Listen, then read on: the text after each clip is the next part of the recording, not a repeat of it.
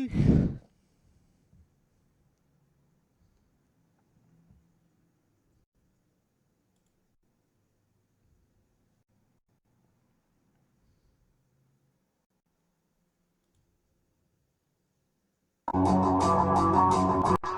time for Dart Talk. Brought to you by thedartzone.com. Stay in the zone. Thedartzone.com is an official Cosmo distributor. And Windy City Fabricators, America's premier fabricators of orthotics and prosthetics. And Redwood Darts, America's newest tungsten darts. Stand straight and tall and hit them all. Redwood Darts. And now, here are your hosts, Mystery Mark and Steve P.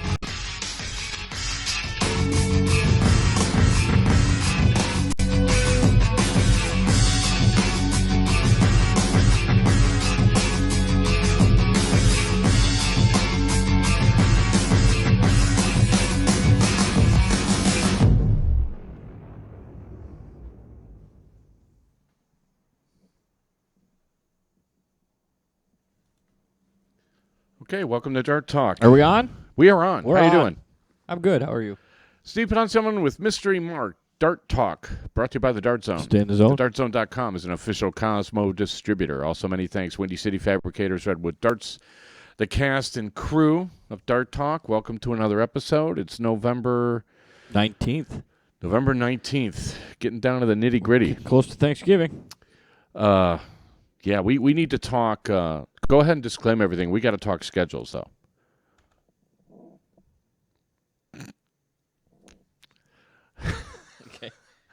Okay, try that again. The views, opinions, rants, and rampages expressed on Dart Talk do not necessarily reflect individually or collectively those of our sponsors, co-sponsors, wannabe hosts, hearing-impaired critics, or those with a penchant for attitudinal dysfunction. We at Dart Talk strive to provide you, the listener, with an educational, entertaining, and fun-filled experience each and every week. If after the show you, the listener, find yourself feeling uneducated, unentertained, and or bored, we at Dart Talk consider that your own problem.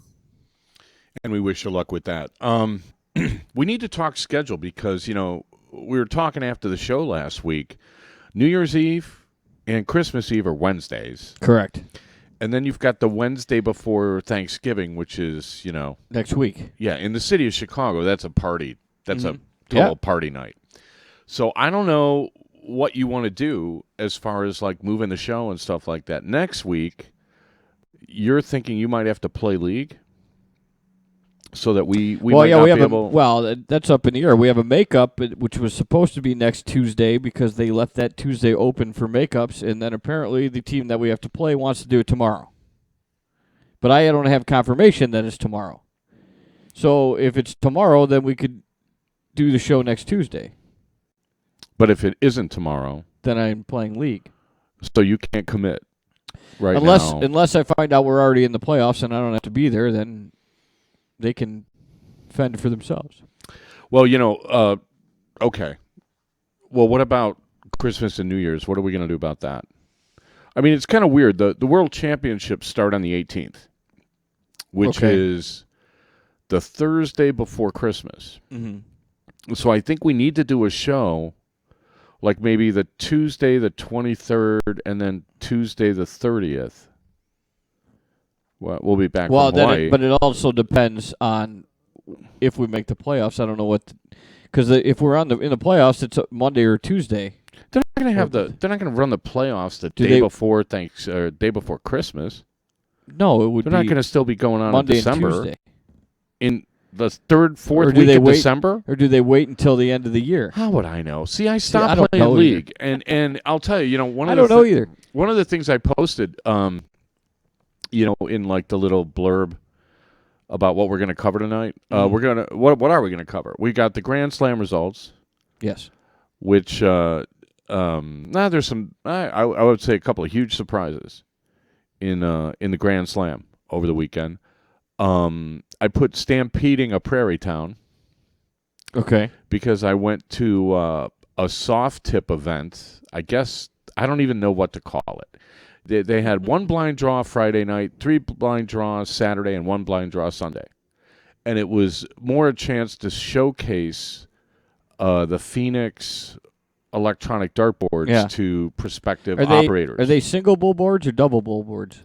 Well, they're however you want them to be. I mean, there's 2 bulls there. Are they? And let me tell you, I mean, it's so we much just easier have to to say throw. double bull as many times as possible. Oh, is that what's the over/under on that one? No, Okay. Guy we has got the same guy. Guy in has there a again drink with the every time we bulls? say double bull. So. Oh, we're gonna. So I just wanted to know if there's, is there a double bull in that board? Well, I'll tell you something. It's so much easier to throw a dead eye on a soft tip board than a steel board. I mean, it's not even funny. Mm-hmm. I must have thrown 4 or 5 of them. As a dead over eye, the you weekend. mean double bull? 3 of them. Okay. With 3 darts. 3 double bulls. Is the over/under on you saying it, or it being said on the show? Or are you just trying There to is get this no guy over/under. hammered Yeah, before the he first before the first commercial break? All right, so I got a chance to check those boards out. I have now seen them all. I've seen all the state-of-the-art electronic boards. I saw the Sheltie one. Mm-hmm. I've seen the Arachnids Galaxy. I've seen the Darts Live, and now I've finally seen Phoenix because they just haven't been in the Midwest. So now I can, at least compare them, and we can converse about it intelligently since I've seen them all now. And I actually have pictures of the Phoenix board because I talked to somebody who was trying to explain some of the engineering concepts to me. All right. Which I found, I'm not an engineer, so I'm always a little skeptical when I get answers, but the guy was pretty convincing, so we could talk about that. What was the other thing? Hang on, I wrote it down. I don't know. I missed the pregame show, so I don't know what we're talking about. Not the first time. Yeah, okay, but it was the end of a streak last night. I played League, and we went into the night. We had to win 7 of 9 matches, and I think match number 6. In order to make the playoffs? In order to make the playoffs. And then match number 6, I played doubles with somebody, and we lost, so that was it. So we're out of the playoffs. It's the first time that I have missed League playoffs 10 years. Really? Yeah. So, did you hear Robert Griffin, the third, RG3, talk about how you need, he's over there, he's saying, you need all 11 guys playing good and all this other stuff. I heard the owner's response more. I didn't hear exactly what the he owner's said. response. Or the coach's response. I'm sorry. You need to worry about yourself, and it's my job to worry about the other guys. Didn't know what RG3 said. Well, not to be like RG3, but I got to tell you, I'm not taking too much responsibility for us not making the playoffs. I'm putting it squarely on the shoulders of my teammates because I must be hard to throw with. This is my conclusion. Well, it's not a shock. Well, and I've explained this, and no one believes me. If you're my partner, and it's your turn to throw, I am rooting for you. Mm-hmm. And if you hit something, I'm happy, and if you miss, I'm sad. So if you miss, Right. I'm just going to look miserable behind you. It's it's not a commentary on you as a dart player. It's a commentary on how disappointed I am that you didn't hit what you're aiming at. I've thrown with you, and what I don't get is people think about it too much. You don't explain to somebody what they should be throwing at while they're throwing. You let them go and you let them shoot. You might, after the fact, ask them a question, why did you go for this then and then, which is legitimate. And I for one, like that, because then you have a little conversation about, whether it was wrong or what you should have thrown at. But you never chastise anybody for what they threw at or should have thrown at. But some people somehow take that as they get to the line and they're like, well, what if I throw at something that I maybe should? That's what it is. They're petrified that the minute the dart's out of their hand, they're going to hear me say, don't, no. Exactly. Oh, that's so stupid. That's what I'm saying. I'm not really like but that. you don't do that. I don't. Even after the Why match. do people think I do that? I don't know. Even after the match, you don't go up to him in a derogatory manner and say, dude, what in the world were you thinking?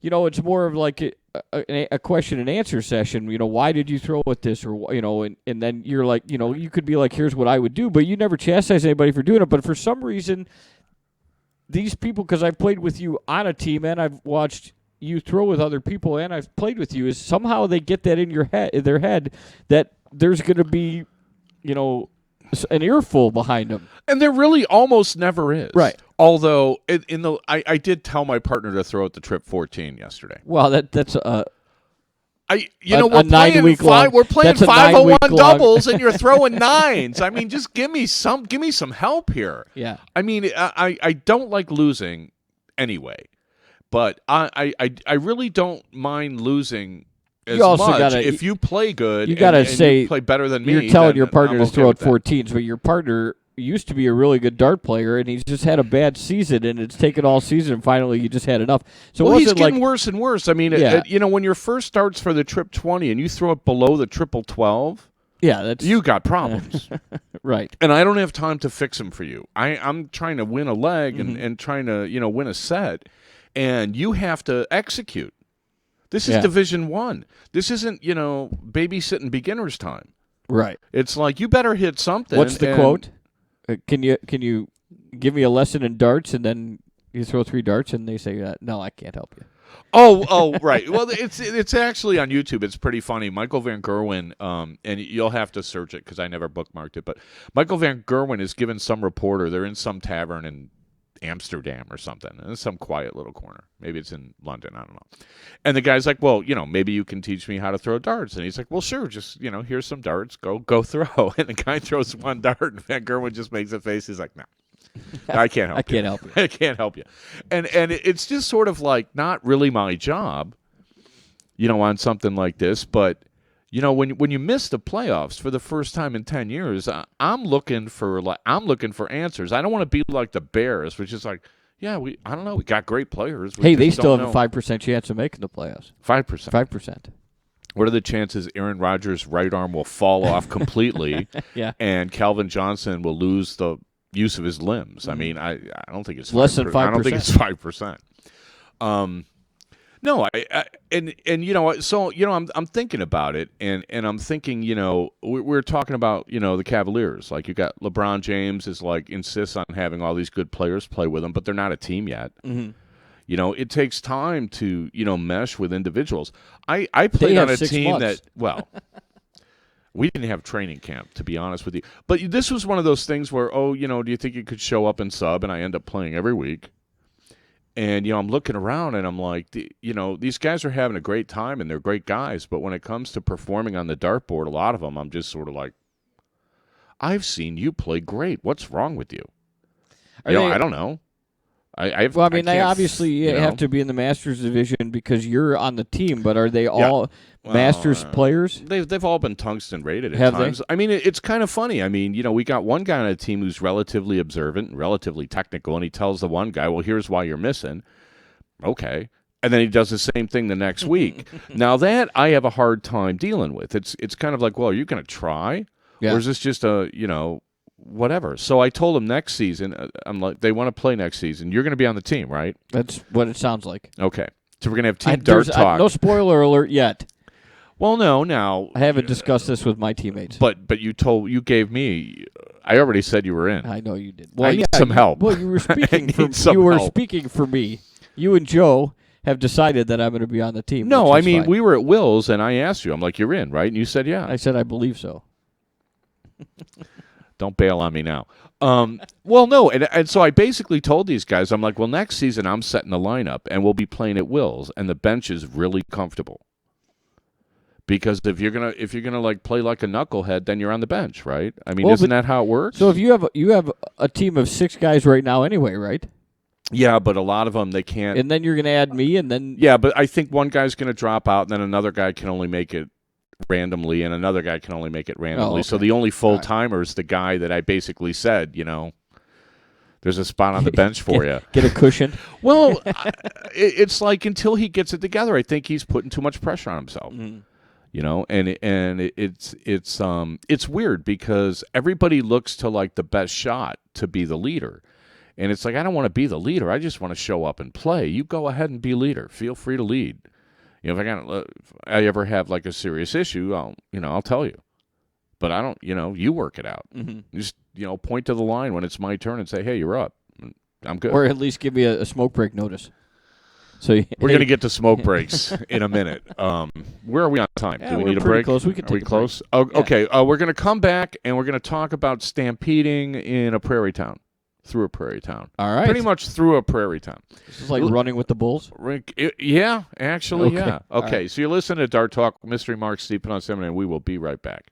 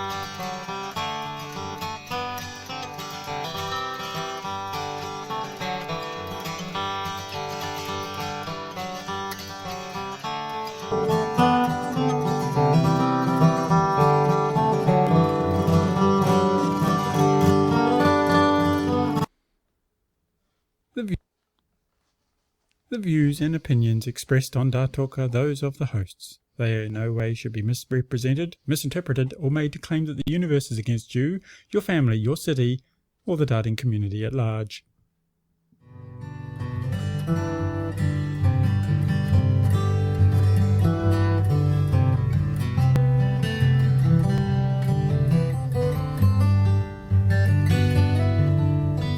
Okay, back for the second quarter of Dart Talk, brought to you by the Dart Zone. Stay in the zone. DartZone.com is an official Cosmo distributor.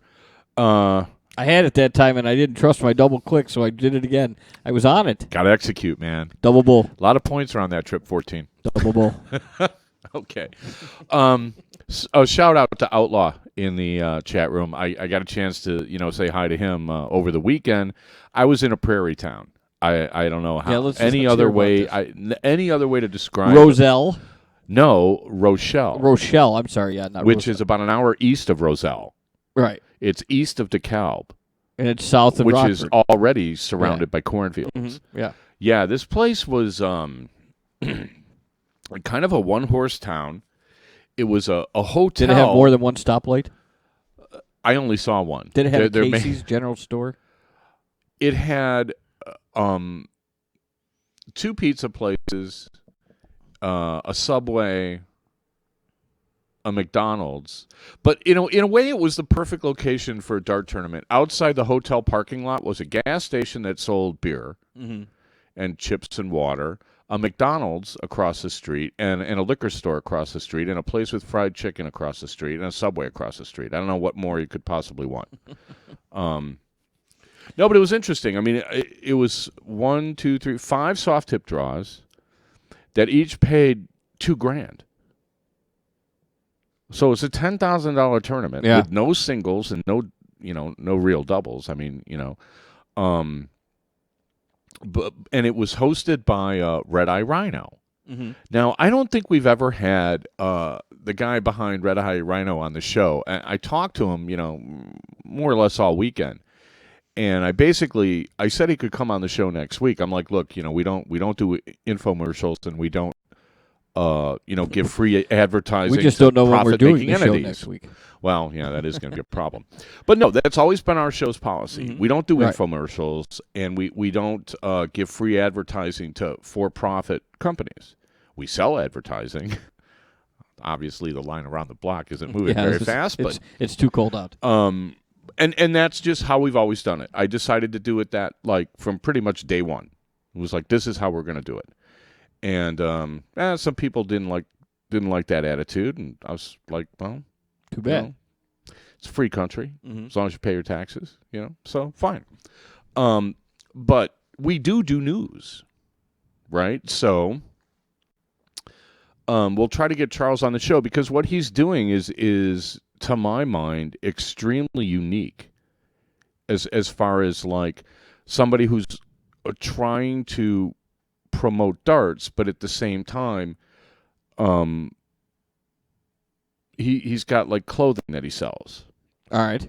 But he's also come up with a system for running dart tournaments that is pretty much leveraging all the modern technology, which puts pretty much every dart tournament I've ever been to, with the exception of, I think, 2, to absolute shame. Because everyone is still like, fill out this slip, and then they, put it in like a board, and okay, do they rig it? Do they not rig it? I mean, who knows? Because I've played, I don't know how many tournaments, 100 tournaments, 200 tournaments, and I've never watched them do a draw. Mm-hmm.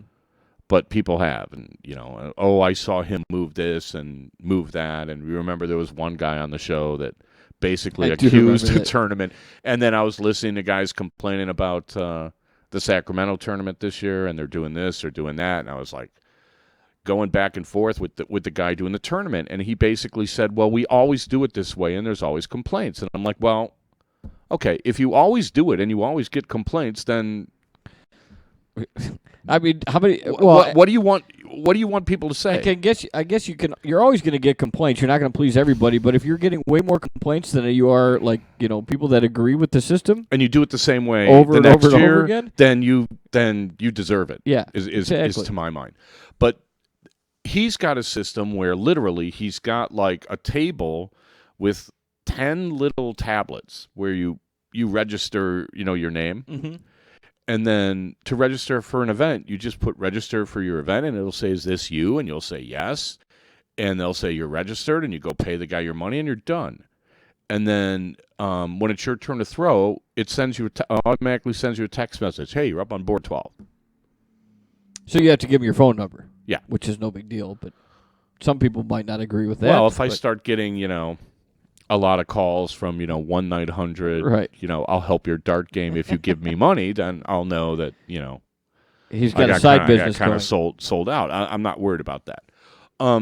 So this tournament is it's automated enough where you could almost say it runs itself, because the people that are now at Tournament Central can spend all their time just dealing with, whatever comes up, and they don't have to worry about moving the slip over. Oops, I put it in the wrong spot. Or oops, I've oh, your slip is gone. You're not in the event. And all the little things that happen that kind of like kill the tournament experience for 1 or 2 or 3 or 4 people a weekend. Human error. Or on the soft tip side, we were in Indiana earlier in the year, and they were playing at 7 a.m. An event that started the night before, and it's like, okay, that is just like that's not a dart tournament. I don't know what you call it, but that's not a dart tournament.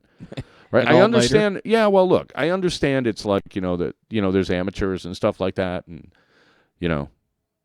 people play for different reasons. I mean, we're not all trying to be Phil Taylor, right? Or a close approximation even, right? So people want to go and have fun. This tournament I found interesting, the way he ran it. It was literally, I played 2 straight hours, and I think it was like maybe 7 straight matches where as soon as I was done, boom, the computer said you're up on the next board, and boom, and boom, and boom. And I was like, I told him, I'm like, you might want to tweak this and throw in a couple of minutes, because I had to go down three flights to, go have a smoke. Yeah. Right. So smokers kind of slow down tournaments because you can't smoke indoors anymore. Right. So in Vegas, it's even worse because you got to like go all the way out. Oh, sure. Down yeah. And you got to go from one side of the casino to the next. Well, yeah. I mean, to get outdoors. Yeah. So, you smoke in the casino, which is, that ends up costing you money sometimes. I've had a couple of expensive smoke breaks in Vegas over the years. Right. Which is why part of the reason I say Vegas is a terrible place for tournaments. No, so it was interesting that this was automated in exactly the way that tournaments should be automated. Yeah. I mean, admittedly, most leagues can't afford to shell out for like 10 tablets and a server and a router and the way he's got this thing set up. Even from what you're saying, though, so if he sets it up there, like instead of tweaking it, as long as you have a rule set, I mean, if you're all of a sudden, you win and you're on the next board, why can't you walk up to the next board and say, I'll be back in 5 minutes? Well, that's what you do. Because at least it's moving the tournament along, and so you go take your 5 minutes, and that's kind of break. what I said. I'm like, okay, I'll be right back. I'm going to down the hall, whatever, and it's fine. Yeah, but it ran so well that I was astounded because a lot of tournaments don't run well for a lot of events don't run well for a lot of reasons, and one of it is like, oh, I forgot to turn my slip in. There's one guy from Chicago, I'm not going to mention his name, who basically was like, well, I need to take a break, so I'm not going to turn my slip in. So we would win, and he would take the slip back to his room and, go relax for a little bit, smoke, and then come back. And then when he came back, he'd put the winning slip in. So he was guaranteed the break that he wanted. Yeah. That isn't really fair. No. Right? This kind of eliminates that completely. Right? And it's like, hey, I lost one match where literally we waited for this guy for like 10 minutes. And I'm like, well, what's he getting special treatment for? Yeah, well, some people that's just what I'm kind of saying. get special as treatment. long as you're called to the board and you go up and meet all four people and say, all right, I'll give me 5 minutes. I mean, and then everybody's in tune with that. I mean, and it made it so much easier because even if you weren't in the dart hall, you knew you were up. So, your cell phone reception, my cell died, whatever. But he also, the little tablets that you signed up in, once the event started, that had the bracket and the board calls on it. So it was very easy to find out where you were and all this other stuff. I was really impressed. And, I talked to him, and he's basically willing, if you pay the expenses of his team to come in, he will run your tournament for you. And I'm like, boy, I'll tell you, there's a couple of leagues that really ought to look into that. I mean, I don't know how expensive it is to, fly in his team or whatever, but I mean, imagine the relief of the tournament staff, because these are all volunteers anyway. They run one tournament a year. Yeah. And they want it to run successfully, right? I mean, if it's a one-shot deal, by God, you don't want some of the things happening. Like a couple of years ago, they tried to use an automated system in, I think it was in Huntsville. And the computer crashed, is what they said. So they lost the entire bracket and had to redo it. So like, the whole tournament shut down for a couple of hours or hour and a half, whatever it was. Everybody's yelling, and they didn't communicate to the people, hey, we got a computer problem. Everybody come back in an hour. So everybody's sitting around waiting to play. No one knows what's going on. And then one by one, they're all asking and then finding out and then, griping. And, I mean, that's just a bad scene. This guy, he's got redundancy built into it. I mean, it's like... the only problem I could possibly see, though, is you're taking away volunteers from a tournament and paying a guy and his team to come in, which would take away from the prize money. Because where's that money? Yeah, well, I don't know. I mean, the volunteers can spend their time doing other things. Well, but they're still like maybe playing. Sure. Well, which would add to the pot. I mean, it would. Yeah, I mean. And that's one of the things I warned about. I was like, you could probably help out a lot of tournaments, but a lot of these local leagues, they're hoping to make money. They're not, looking to increase their overhead more than it already is. But on the other hand, it might take a few years, but I mean, word of mouth all of a sudden comes out about how well the tournament was run when these guys show up that, 2-3 years down the road, there's more participation because it's run so well that all of a sudden that offsets the cost of having these guys come in and run your tournament. It would be pretty simple to write a program. Like, he's got his own program to do a lot of this stuff, and then he goes online to generate the brackets, but he does like the random draw himself on his computer and stuff like that. Anybody who knows Excel could probably kind of work that out. You just got to figure out, how to get the people to sign up easily so they don't have to keep doing it every single event, right? Like, there's a guy, he's been doing it in at least for 10 years and on some old antiquated system, but it works, where he's got barcodes and you get like a little barcode card. But then everybody loses their card. Yeah, of course. So then they got to look up the name and all this other stuff. But they got somebody to do that. And then, it's all done in an automated fashion. The only problem I see is like, how do you certify that the algorithm that he's using to randomly generate his draws is random? Right? I mean, you can get a PhD in random number theory. I mean, you know what I mean? Advanced mathematics. So, whatever. I didn't get the same partner twice. So they were... and the reason that I said we stampeded through a prairie town was I don't know if it's a tradition or if Red Eye Rhino invented this himself, but they do something. They had like a little mixer Thursday night for the staff of the tournament, and Bill Penn from the Dart Zone was there. I came down to kind of help him out and meet Charles and talk to Johnny K and stuff and check out these boards. But I figured I'd play some. Didn't know how much time I would have. So Thursday, we go down to this mixer, and he's immediately like, well, you have to have a stampede with me. And I'm like, sure. What's a stampede? Well, it's like a glass of Guinness with a shot of Bailey's, followed by a shot of Jameson and a shot of Crown Royal. Really? And then 10 minutes later, he wanted me to do another one. Needless to say, I'm not 27, like I say. So it's like slamming the whole, 12 ounces of Guinness and then 3 straight shots in a row? Yeah. Nice. Yeah. So Friday. And this is Red Eye Rhino? Yeah. And why so does this he have was Thursday why night Red at Eye 10. Rhino? Why? What do you mean? Is that his nickname? Or No, that's the name of the company. Okay. That's the name of the company. So the owner of Red Eye Rhino. I don't know if he's the owner or an employee. I don't know what his position is. We'll get him on. He could tell you. Because I am not going to characterize what his company does because I'm still not exactly sure. However, for running a tournament, ran just fantastic. So you did the Stampede the first time? Well, he made me do a second one because maybe And I didn't you do did the do first a one second right. one? Yeah, oh yeah. How do you not do the first one right? It's a drink of beer, 3 shots. I thought I did it right, but then I had to do it over. And then I don't remember a lot after that. I think I was like mouthy and obnoxious in what I thought was a funny way. I've seen. I remember trying to play a leg with my coat on and a scarf on. I don't think I had gloves on. Anyway, needless to say, I was unable to play the Friday night draw. And I also was unable to play the Saturday afternoon draw. And I was like, look, if I just get a few hours of sleep, I think I'll be fine. And so the Alabama-Mississippi State game was on. Yeah. So I was like, you know what? I'm gonna lay in the hotel room and I'm gonna watch that game and chill, and I'll play the 7 o'clock draw and I'll be fine.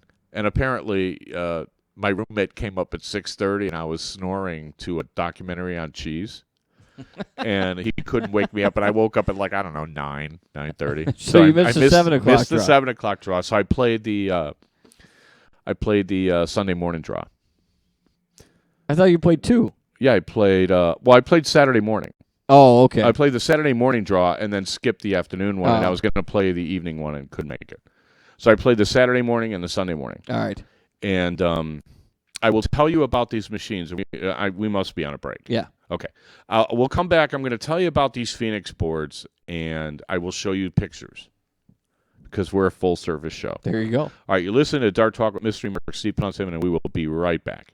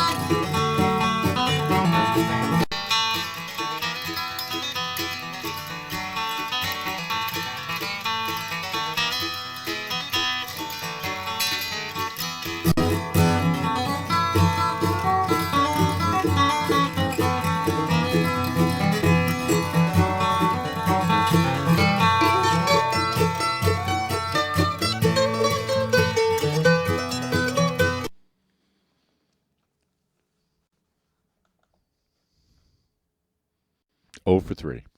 Yeah. Its prisoners was in bad. their war against lackluster Dart Talk agrees to adhere to the Geneva Convention in treating fairly its prisoners in their war against lackluster darting administration and behaviour.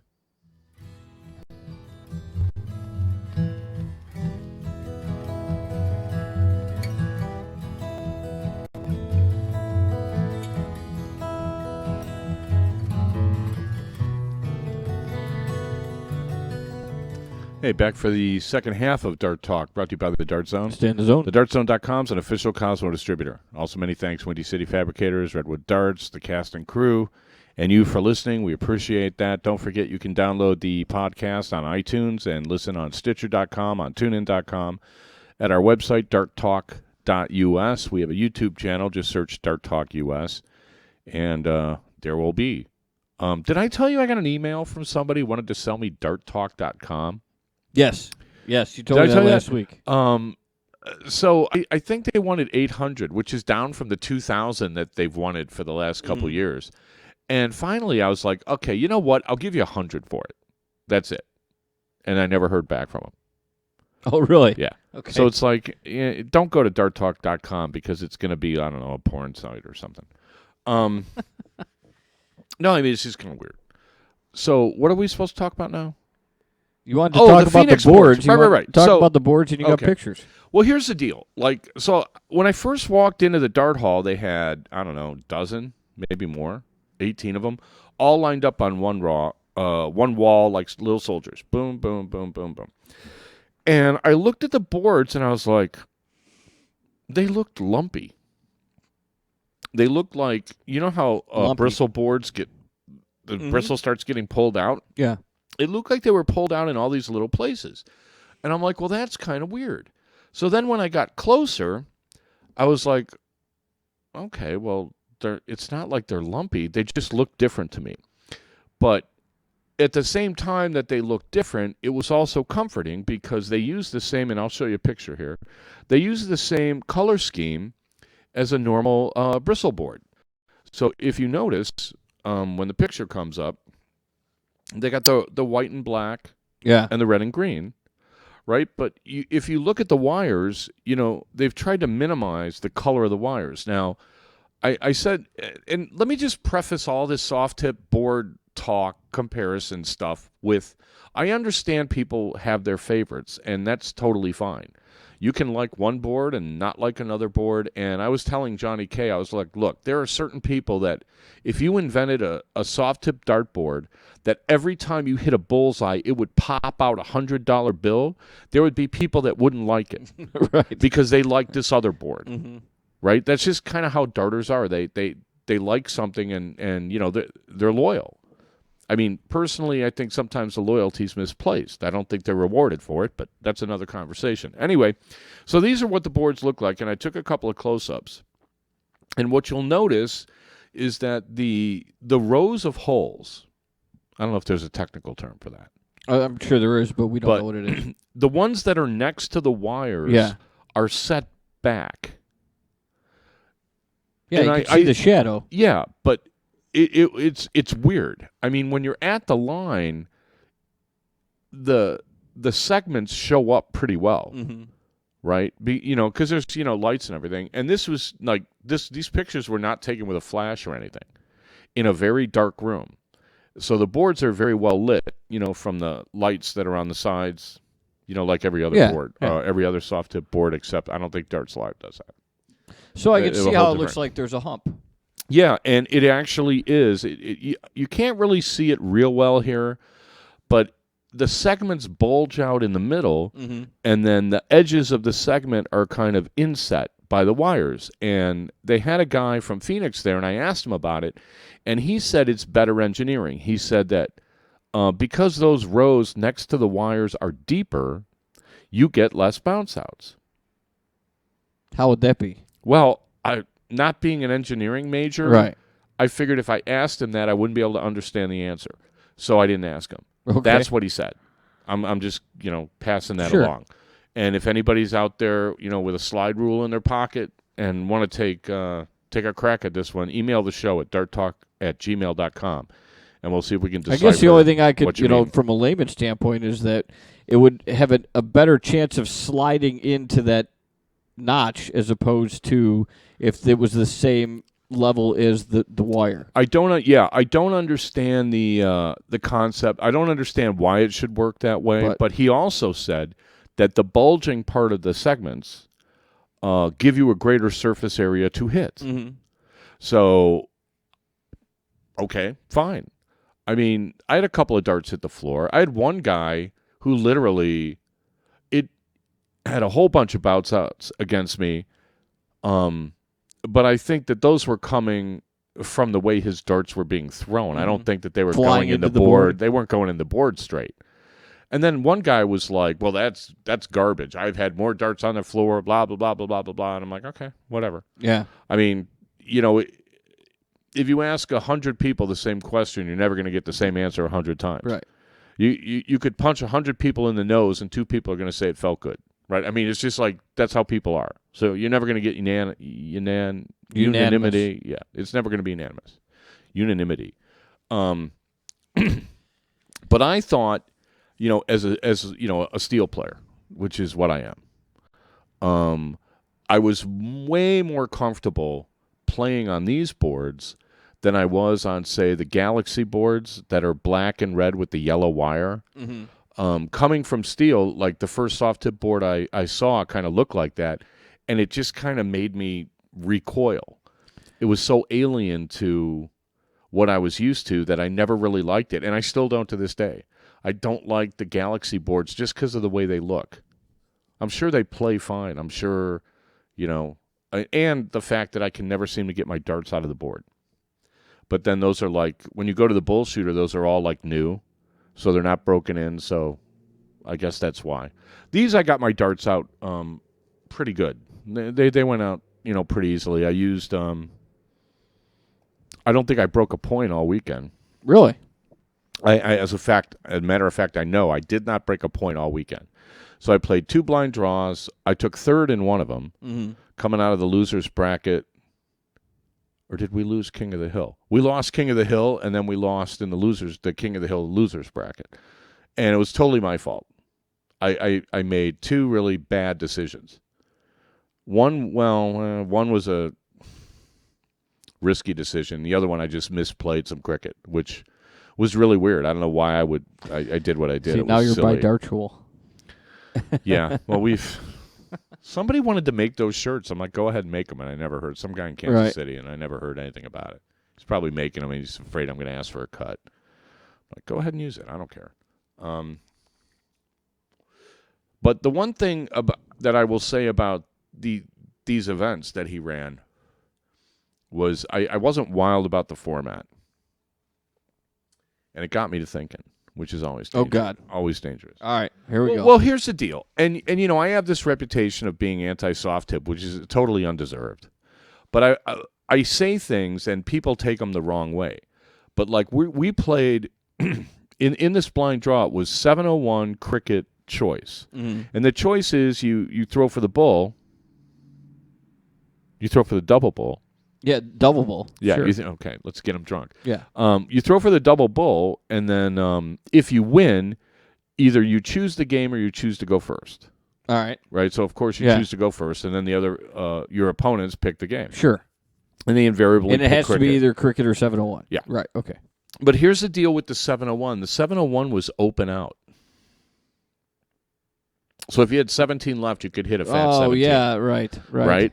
And I'm just sort of like, if you really want to design a game that is hard for 501 players to play, make it open out. Mm-hmm. So the advantage that a 501 player has in finishing is negated by the fact that you don't have to finish. It's the equivalent of playing golf where it's if you're on the green, it's an automatic 2-putt. Yeah. So, exactly. All the people that can't putt, now all of a sudden you have no advantage over them. Now all of a sudden 180's right. an out, right. which is very doable. Yeah. Yeah. I mean, it's, I'm just sort of like, I think it's silly to play that format. Mm-hmm. I think you're taking a lot of skill out of the game, but at the same time, you're playing the same game as everyone else. Sure. So, I'm better. I'm more capable of hitting a fat something than, some other players are. So, I mean, it's not like I'm at a total disadvantage, but what they've done is they've taken away my advantage, right? So, I'm not wild about the format. All the time I spend working on finishing, and now I got to play somebody who doesn't work on finishing, and we're even because no one has to finish is sort of like, I think it changes the game too much. And I don't mean to sound like a total purist, but when you take skill out of a game, it becomes more of a game instead of a sport. Right. Right? So, everybody wants to grow darts, but you have to grow it as a sport. If you're going to grow it as a game, then you got to compete with Nintendo and Golden Tee, where everybody's 21 under par. Yeah, and people exactly, are holding. Right. People are hitting 450-yard drives and getting holes in one. And there's one. just a certain exact way to do it. And that isn't what golf is. I'm sorry. Yeah. Okay, you're not a plus 11. Okay? Right. Just don't get deluded here. Where you can, and that happens to hook people. it 400 yards to the left. Yeah, but to hit an island green. Yeah, I'm not wild about. And God, I left that picture up so everybody could see it. I'm not wild about the format, but I will say that I had a blast playing. I played. I had two different partners. One was associated with Red Eye Rhino, and I really liked the way he struggled early, but then kind of started playing better and better, and he was fun to play with. And then on Sunday I played with is it Patrick Cron or Patrick Kroll, who I've met before. Great guy. We talked a week or two ago about playing with emotion. Mm-hmm. Did we ever talk about somebody actually, trying to break the board with every throw? Because this guy threw about as hard a dart as I've ever seen. I was just sort of like, maybe you want to just chill a little bit, take a little bit off the fastball there, Bubba. Registers his dart. I never, people say I throw hard, but I don't really consider myself a hard thrower. But this guy was like really firing them in there. And there were a couple of guys that do that, which reinforced the attitude in my head that if all you do is play soft tip, you end up to be a thrower instead of a pitcher. Mm-hmm. I don't see too many people playing a finesse game in soft tip. No, I would not believe that would happen. Everybody's like in there. But there are a lot of good players. There was a lot of talent in the room. I know Ray Carver won the draw on Sunday morning. And I know Johnny Kaczynski was there. He actually almost won one with Outlaw. Mm-hmm. I think they finished second or third or something like that. But I'll say the one other thing that they did that I thought was really brilliant was at the beginning of the draw, the Red Eye Rhino guy would grab the microphone and kind of explain a couple of things. And then he did like these kind of like, for small prizes, a bit of a carnival atmosphere. He would set all the machines to like 501 and then get all the B players up there and say, okay, on the count of three, go. First one to get to 0 wins. And they would all just, start playing really fast, and they would have somebody pull their darts and hand it to them, which I thought was lame. I think, go get your darts. Yeah, right. Go get your own darts and go back. And first one to finish won. And he would stand back and kind of be like, oh, okay, board 11's on 275. Oh, board 4's on 145, and la-di-da-di-da. And it was fun. But what was really fun was when he's like, all right, let's get all the top guys in there. And I didn't do it because, I was like kind of on my way to smoke or something. I got back in time to watch the top guys do it. I didn't know they were going to do that, so or I would have stuck around. And that was actually fun to watch. We don't do exhibitions here. Right. They do one, I think, and it's not for the not most really part, an were exhibition. most of the pros up for it? Yeah. Yeah.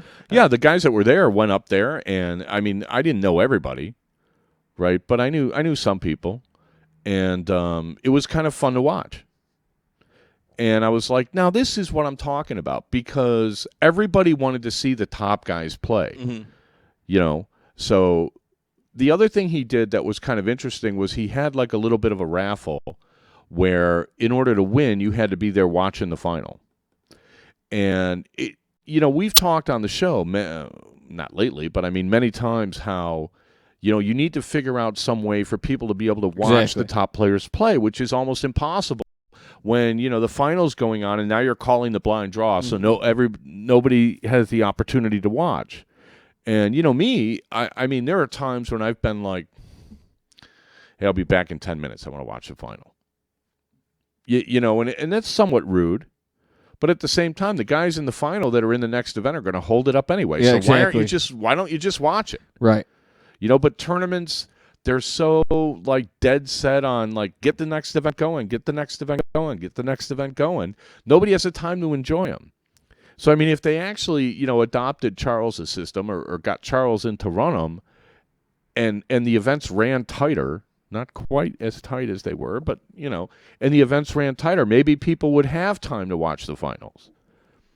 It's like in the evolution of tournaments, this is the next logical step, and he has managed to, pull all this together. He brings in his own router and his own server and everything, and he's got hotspots if the internet goes down and all this stuff.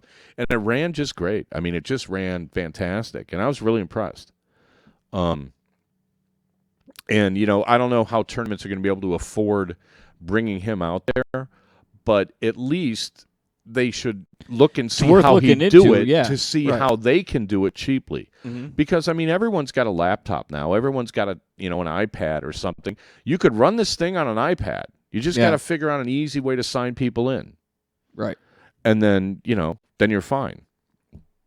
I would think. You need somebody who knows a little bit about Excel or something, Oh, yeah, I mean, it definitely sounds way better. To reinvent the wheel for everybody, I'm not sure that's such a good idea, but I don't know. No. We'll kind of see what it's a comes good of system. this. Well, and, we can get Charles on next week if we have a show next week, and he can explain it. I didn't get a chance to, he was still traveling, so I didn't get a chance to get a hold of him, but we'll kind of try to figure out some way to do this. Are we on break? We are. Okay. We'll be back for the last segment, and we will go, we'll do the Grand Slam results, right? We haven't gotten to that. I believe that is the plan. Okay, so we'll be back after one more commercial. You're listening to Dart Talk. We'll be right back.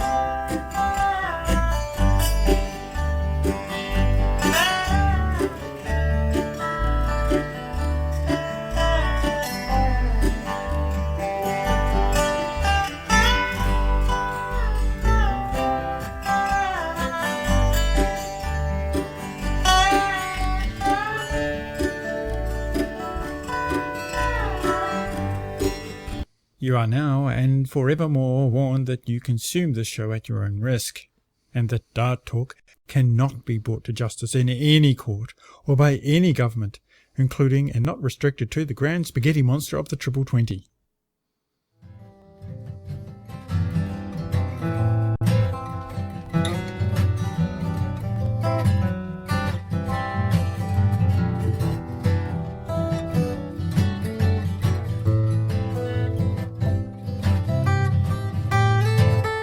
Okay, back for the fourth quarter of Dart Talk, brought to you by the Dart Zone. Stay in the zone. TheDartZone.com is an official Cosmo distributor. Well, because it wasn't actually culture shock, but, the DartZone.com was at this event, helping us stampede through the Prairie Town, so to speak. And he brought like a big screen high-def TV so we could watch the Grand Slam. And they changed the time on us, so I actually missed a really good match in the semis. But, it was kind of funny because, soft-tip darters aren't really they don't play the PDC kind of game, right? So a couple of them would kind of, I'd be sitting there, kind of watching, and they would saunter over, and, the looks on their faces sometimes, it just looked like they weren't watching the same game that they play. I mean, it was so the juxtaposition of sitting there watching PDC darts, and then right across the way, you're playing, an electronic blind draw. I mean, it was really kind of like, wow, this is different. The Grand Slam, I don't know if silly season or what. I mean, but they let BDO players play it. And so, in a sense, I think the PDC pros put a little more pressure on themselves because they don't want to lose to the BDO guys. And, there are always in the BDO, like the top 2 or 3 or 4, whatever it happens to be, probably can come over if they want and do well. How well, remains to be seen. Sure. I mean, Stephen Bunting's done very well this year. And he had been playing really well in this tournament, and then he played against Mervyn King, and he was he didn't have it. I mean, I hate to say stuff like that because it seems so unscientific and such a cliche, but I mean, basically, he just didn't have probably it. Almost say the same thing to you. Yeah, and it's weird. I expect somehow that you'd get more edifying explanation than, stuff happens. I just didn't have it. Yeah, I just didn't have it today. That happens, and I'll go get them tomorrow. Or these football coaches. But pitchers in Major League Baseball say that. Hey, I didn't have it today. And to be honest, I did my best. To be honest, I mean, for whatever reason, he sure didn't have it. Now, how come Phil Taylor has it every single match? Is probably the $1 million question there, or the 100,000-pound question for this weekend, anyway. Clayton Kershaw seems to have it every match until the playoffs. Yeah, it's funny, isn't it? He's just cruising along, and all of a sudden, 25 games a year, he has it every 5 days. Well, it's the Pedro Martinez thing where you don't want to take him out because he's the best pitcher on your team, but it gets to a point where suddenly he's not. Yeah. At pitch number 100, he's not the best pitcher on the team. After a season where, you look at these guys, look at Verlander, look at Roy Halladay, these guys that go deep into games for 2 or 3 seasons, all of a sudden they can't do it. Takes its toll. Yeah, it takes its toll. I mean, it's throwing a baseball's rough, and throwing a dart, different kind of rough, but it gets pretty rough when things aren't going in. And it starts to play tricks with you mentally. Yeah, it's mentally, right. Taylor whomped on Michael Smith. And Smith threw a 12-darter to start the match and looked unhappy. Looked like it was just a matter of time. And swear to God, Taylor rattled off, I think, 9 straight legs on him. And it was funny because all I could think of, the only explanation I could possibly come up with for how you could come out, play that well, and be convinced you're going to lose is that Taylor must have done a Mike Tyson deal, what Tyson did to Michael Spinks. Did you hear that story? Oh, vaguely. Yeah, we say I don't know if I said it on the show, but I was in L.A. I was living in L.A. at the time, and we all chipped in whatever. It was, I think, $50 to get pay-per-view of the Spinks-Tyson fight. And Burt Sugar and all the scribes, boxing guys, basically all told the same story, that in the locker room before the fight for 10 minutes, Tyson was just screaming at the top of his lungs and pounding on the lockers and everything, how he was just going to kill this guy. And Spinks is in the next room and he can hear him. And he came out for that fight visibly afraid. And you don't really see that in boxers. You don't see guys petrified before the fight starts. Yeah.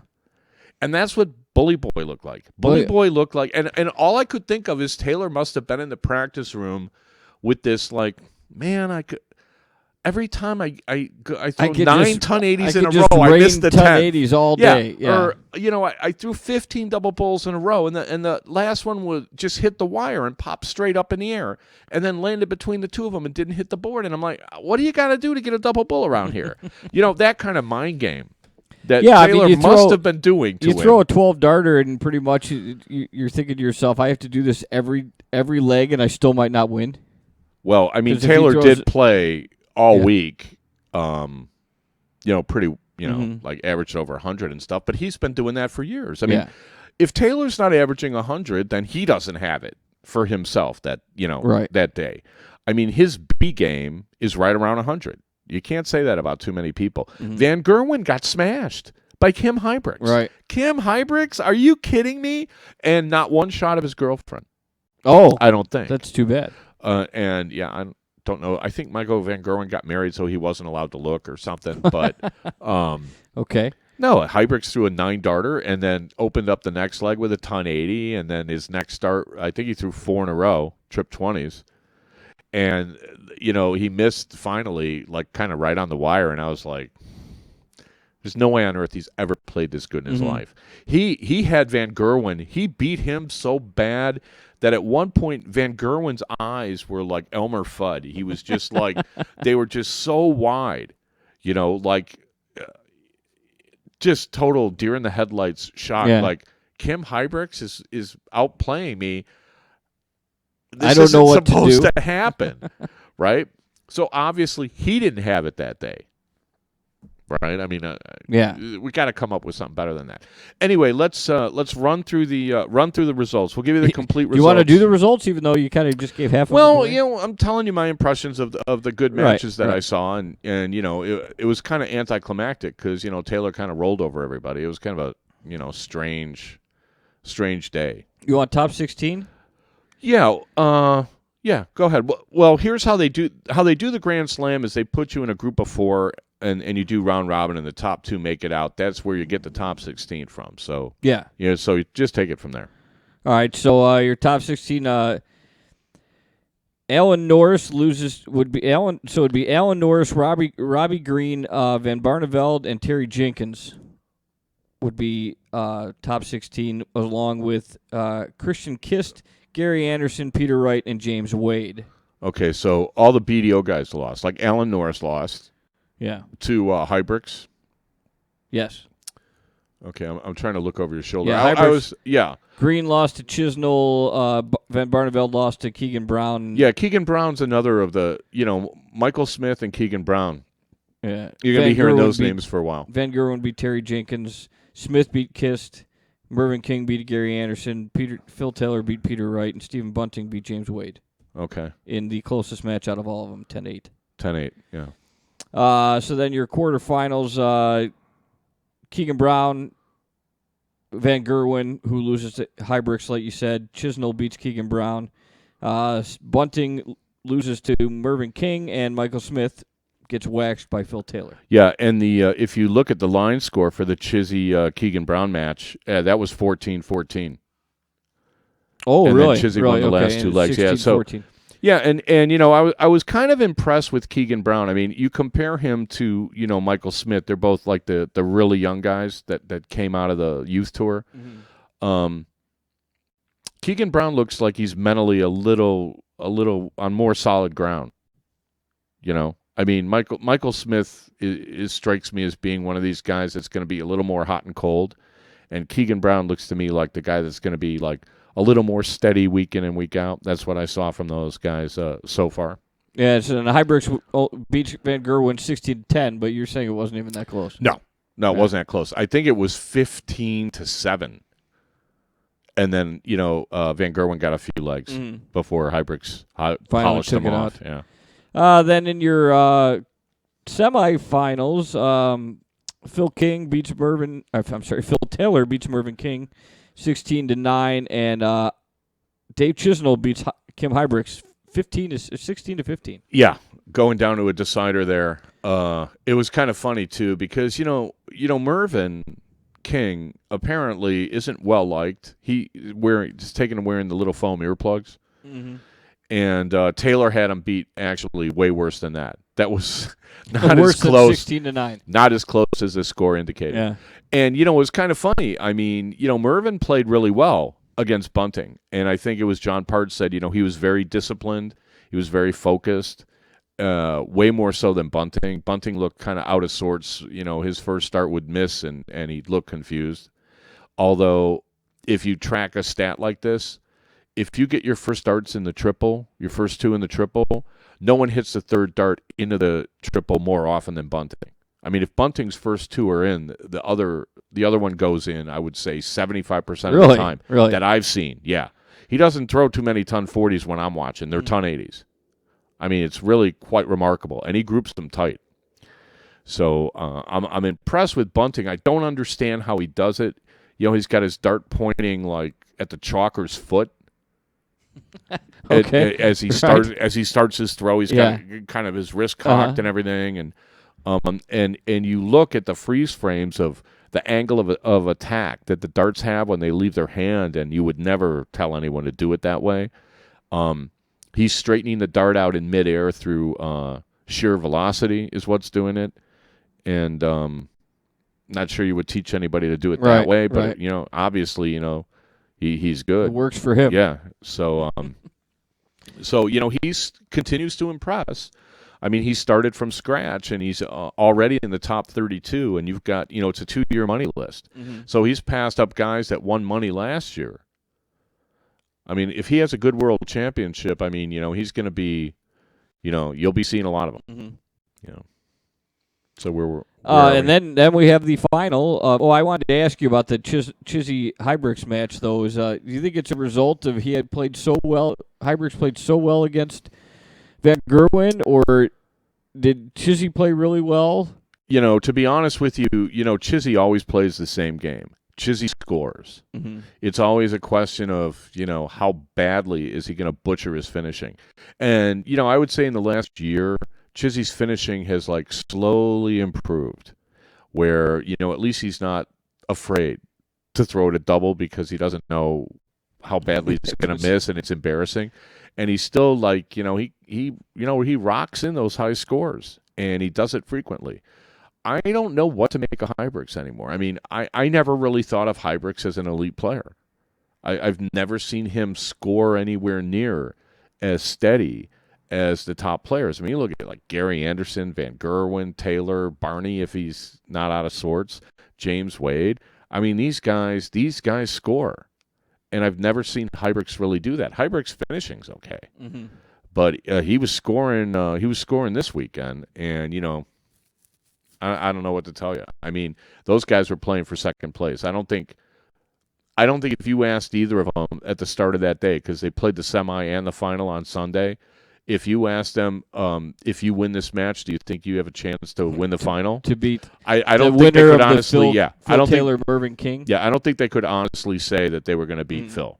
Well, on that note, Chizzy, just from the score, made it a match. He loses 13-16 to Phil Taylor. Yeah. So it's close. Yeah, and he's beaten Taylor before. I mean, it's kind of funny. You look at the guys that have beaten Taylor, and, you know, Michael Smith and Dave Chisnell, those are I mean, Wade finally beat him this year for, like, the first time in, like, 32 TV matches or some ridiculous streak That's like that. But, you know, and I actually picked up a set of Taylor's new darts, and I was like, this is what he's throwing? Oh, my gosh. They're grippy. Really? They're really grippy. Yeah. And, you know, the old Phil Taylors that everybody's probably got a set in there lying around, those were relatively grippy. These are even more grippy, these Target ones. They call it the, like, dimple knurl or whatever. And I'm just sort of like, wow. But he's getting used to them. Yeah. I'll tell you, you know, he looked like the Taylor that I have been used to seeing. Doesn't look pressured at all. And just calmly, 7 count, just 7 count you to death. 2 out of 3 triples, you know, 3 rounds out of 4. And, you know, he's always on a finish. And, you know, I got a chance to watch most of the Mervyn King match, and it was kind of, you know, Taylor was 1 leg away, and all of a sudden he blew. I think instead of going for the double bull, he shot like a fat 18, and I'm like, I guarantee Speaking you of double bulls, 16. how many double bulls do you think you hit in an evening of darts? How many do I hit in an evening? No, double bulls. How many double bulls do you think were? You mean for the show? Are we trying? You still talking about this over/under thing? I don't know. No. Okay. We're gonna have to wrap it up. I don't even know what we're doing next week. Are we gonna? We have didn't come up with anything. We don't know what we're doing next week, but check your social media page. Yes, I'll actually, of course, I'll post something. If we don't see you or you don't hear from us next week, happy Thanksgiving. Yeah. Safe travels to everyone, especially if you look in the background. That's a snowstorm about to hit Buffalo. Hope Good luck Angelo's to them. okay. Yeah. Yeah. Hope everybody's staying safe with the bad weather and stuff. And we'll dart talk to you next week or the week after is kind of what I'm thinking. And then we're off to Hawaii. Yep, you betcha. Right? So there's definitely no show There's then. no show We're gonna 9th of December, I'm going to make him sit down with me and do a pre-show where we actually can publish a schedule. Could be the 10th. Yeah. So we'll publish a schedule of the shows from now to from now to the end of the year. We'll publish a schedule as soon as we have it ironed out, and Mark finds out if he's in the playoffs. Right. Other than that, we're good. Yeah, Okay. I believe so. Thanks everybody for listening. We appreciate it as always. Don't forget, if you like the show, especially, check out the dartzone.com for all your accessories and darts and points and shafts and all that stuff. Cosmo, Fit Flight, whatever. He's got everything. And we will dart talk to you next week. You betcha. Okay, everybody take care.